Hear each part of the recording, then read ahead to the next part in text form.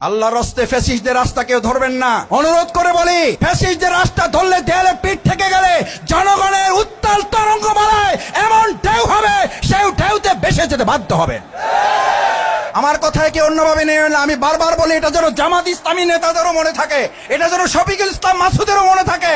শফিকুল ইসলাম মাসুদ যদি নতুন করে আবার বলে আমি চার বছর জেল খাটছি, আমি রিমান্ড খেটেছি, আমাকে নির্যাতন নিপীড়ন করা হয়েছে, আমার নামে 200 মামলা ছিল, আমাকে গুম করা হয়েছিল, সুতরাং এখন আমি যা খুশি তাই করতে পারবো, ঠিক আছে তো ইনশাল্লাহ?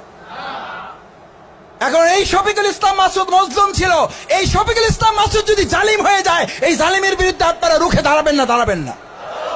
তাহলে আপনি কাকে ছাড় দিবেন? তাহলে আমরা নতুন পরিস্থিতি নিয়ে আসলাম কেন? তাহলে বাউফেলা আমাদের 7টার সন্তান শহীদ হলো কেন? তাহলে আমাদের 200-র অধিক ভাইয়ের আহত পঙ্গুত্ব বরণ করলো কেন?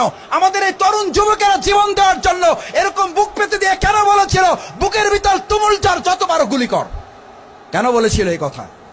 ভারপ্রাপ্ত চেয়ারম্যান জনাব তারেক রহমান এই কথা আপনাদেরকে বলেছে, যারা এই সন্ত্রাসী করবে, যারা এই টেন্ডারবাজি করবে, যারা চাঁদাবাজি করবে, দলের পক্ষ থেকে তাদেরকে দড়ি দিয়ে প্রশাসনের কাছে হস্তান্তর করে আপনারা তারেক রহমানের নির্দেশ পালন করুন। এই কথা তো আওয়ামী ফ্যাসিস্টরা বলেছিল, তারা দেশ ত্যাগ করতে বাধ্য হয়েছে। নতুন ফ্যাসিস্ট জন্ম হলে তাদেরকে দেশ থেকে বাধ্য করা হবে। কথায় কথায় ওসিকে ফোন করা, কথায় কথায় ডিসিকে ফোন করা, কথায় কথায় এসপিকে ফোন করা, এটা কোন রাষ্ট্রের সমাধান না।